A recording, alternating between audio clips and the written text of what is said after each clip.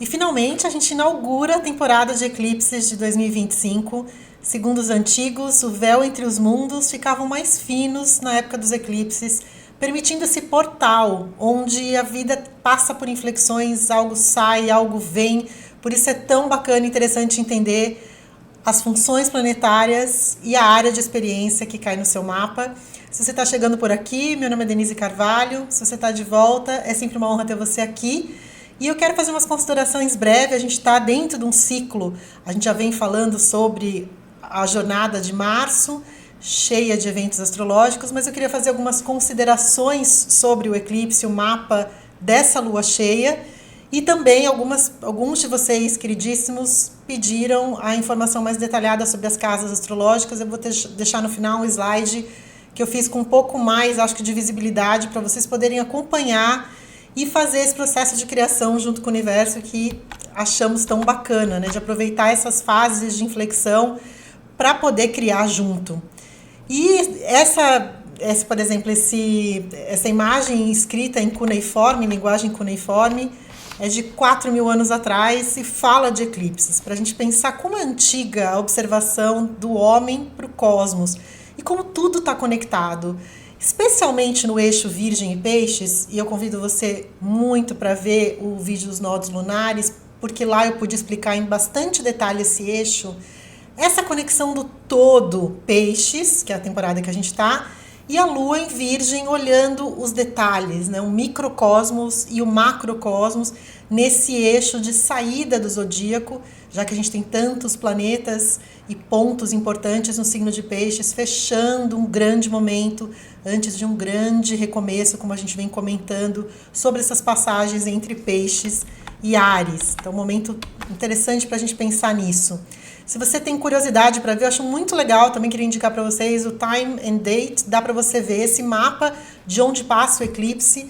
Apesar da lua cheia acontecer dia 14 às 3h54 da manhã, pelo horário de Brasília, aqui a gente vê no horário universal, né, que é esse novo horário tempo atômico internacional, que é como o horário de Greenwich, né, o tempo universal. Vocês podem fazer, de acordo com onde você estiver no planeta, fazer a sua hora, o seu ajuste de hora para ver passo a passo quando começa o eclipse em si. Então a gente vê aqui os horários, onde ele está, onde começa, onde está pleno, no máximo do eclipse, é um eclipse total lunar de lua cheia.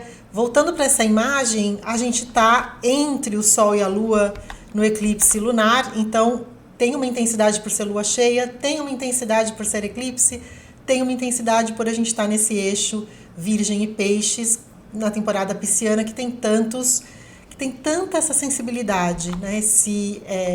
Essa vulnerabilidade do Peixes, essa receptividade do signo de Peixes, como eu comentei bastante no vídeo dos nodos lunares, então não vou me repetir por aqui.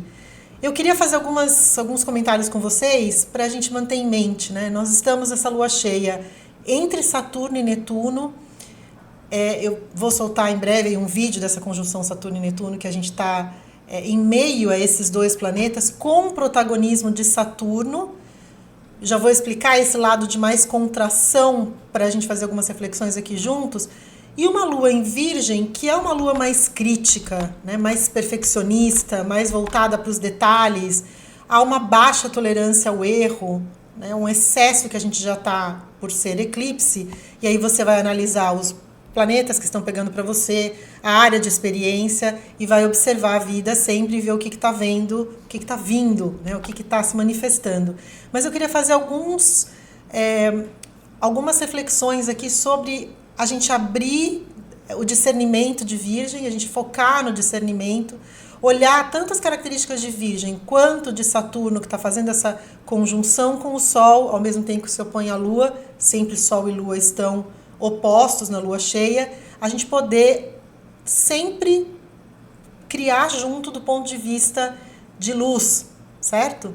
Então, no lado luz de Virgem, né, a gente aproveitar para limpar as coisas, organizar, tirar esse discernimento, pensar muito sobre os nossos hábitos repetitivos, lembrando que o nó do norte está aqui, né? Então o nó do sul está aqui no finalzinho, né? Porque ele vai andando ao contrário, no finalzinho de Peixes, então no finalzinho de Virgem.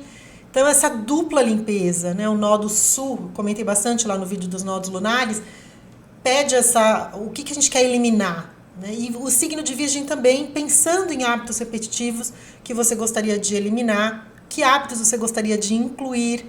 Então, ter esse discernimento, essa ordem que Virgem pede, com métodos práticos no nosso dia a dia, já que Virgem fala do cotidiano, fala do que a gente faz todo dia e que vai se somar lá no signo oposto, que é Peixes. Então, é interessante a gente pensar sobre o cotidiano, que é tão menosprezado, né? A gente olha a rotina com um olhar carregado, enquanto rotina é saúde, enquanto rotina permite que a vida funcione. No lado sombra, então, a gente cuidar da crítica, né?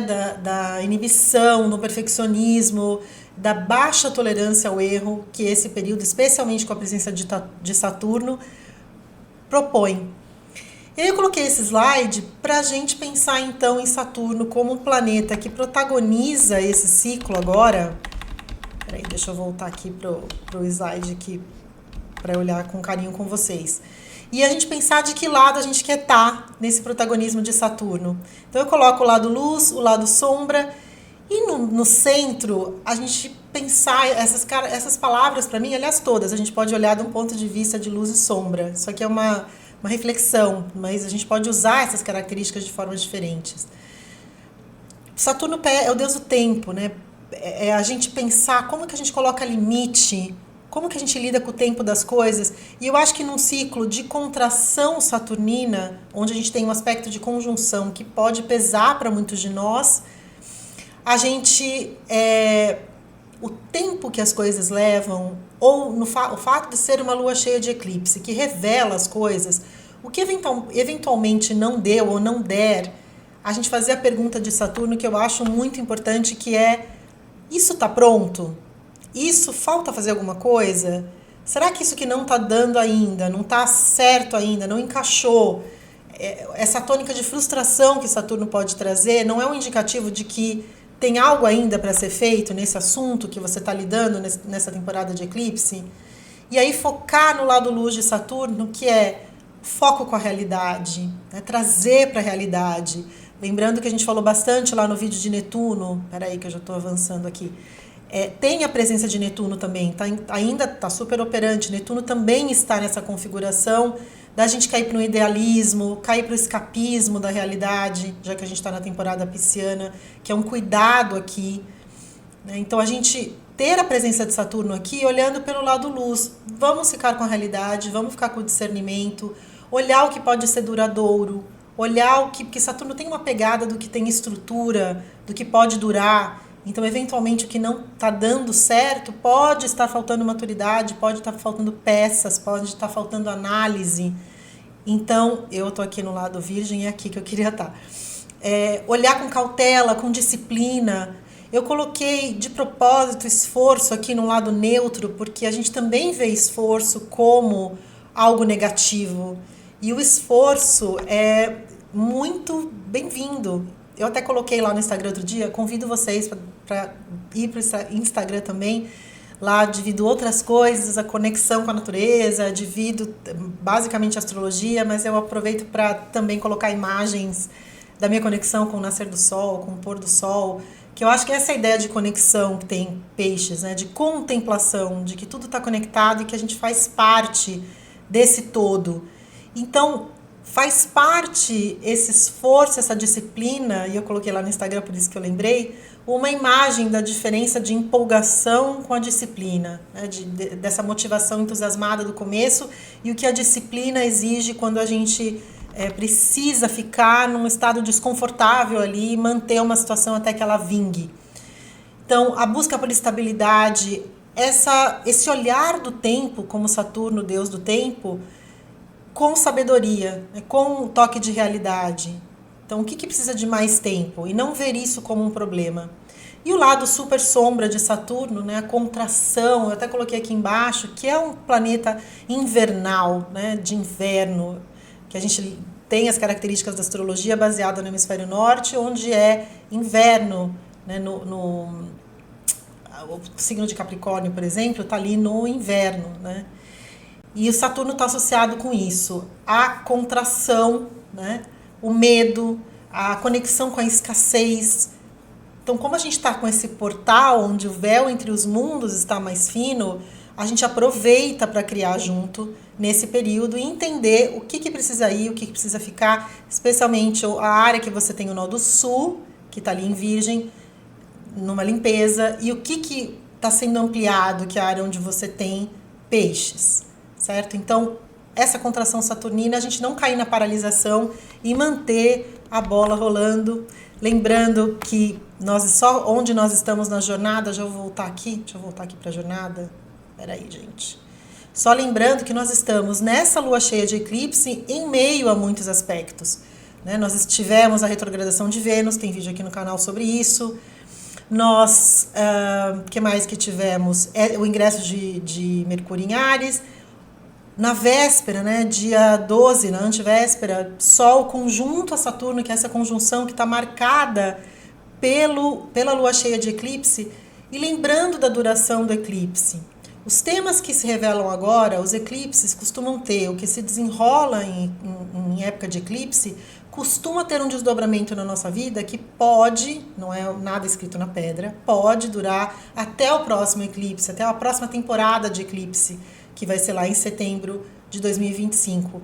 Então, são temas que têm uma profundidade para a gente agora. Me conta, vou adorar saber o que está rolando aí para você.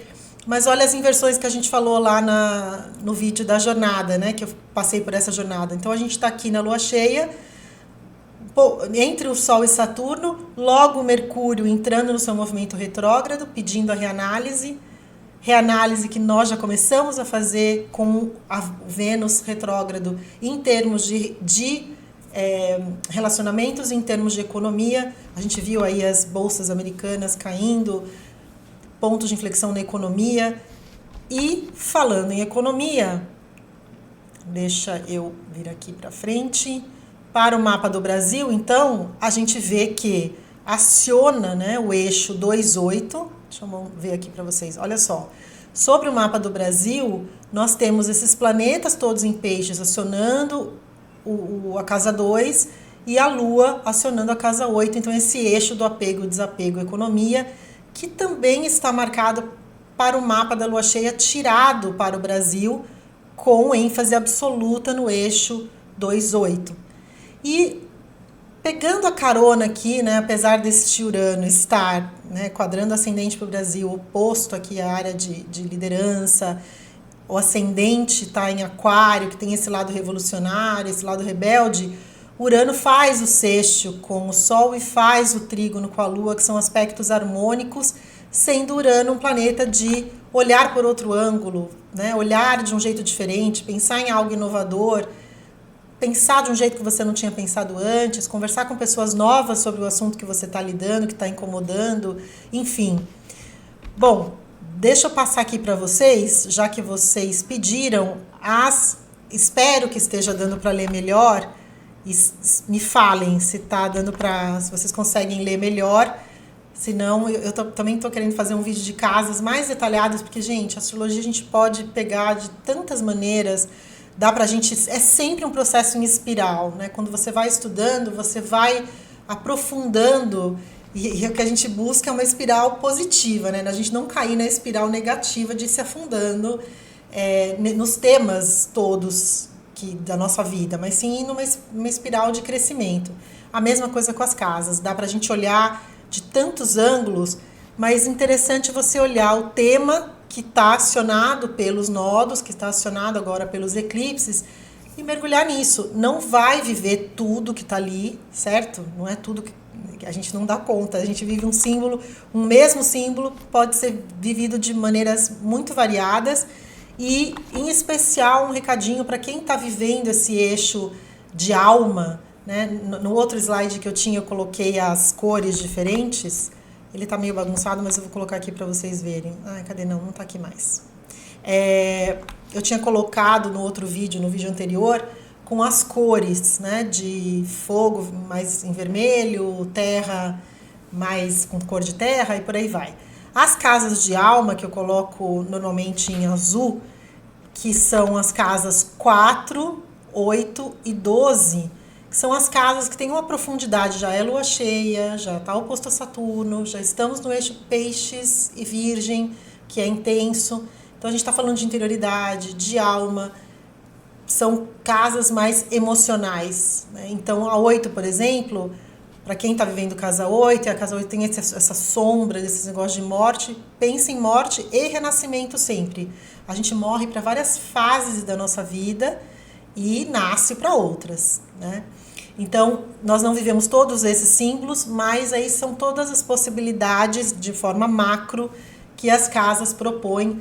E a 12 tem esse lado da gente se esvaziar, né, de uma conexão mais com o inconsciente. E aí é um cuidado só do ponto de vista de peixes, para a gente não cair no escapismo, porque a gente já tem o eixo peixes e virgem. A casa 12 já é uma casa de escapismo, para a gente levantar a poeira, até porque nós estamos levantar a poeira para manter o movimento e também acolher a introspecção que a casa 12 pede, né, de ir para meditação, de pisar na grama, de usar a casa 12 de uma forma construtiva para você e não com escape, vícios e outros temas.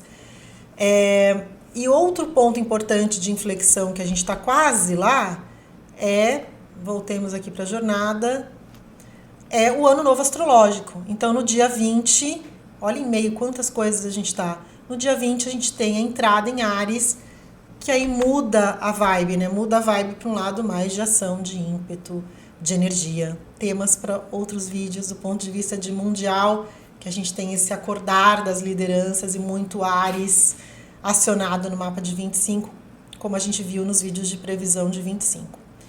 Bom, queria então desejar para todo mundo contemplação do céu, olhem a lua, esperem a lua nascer no horizonte, aproveitem, a gente está conectado, tudo está conectado, por isso Conectarium.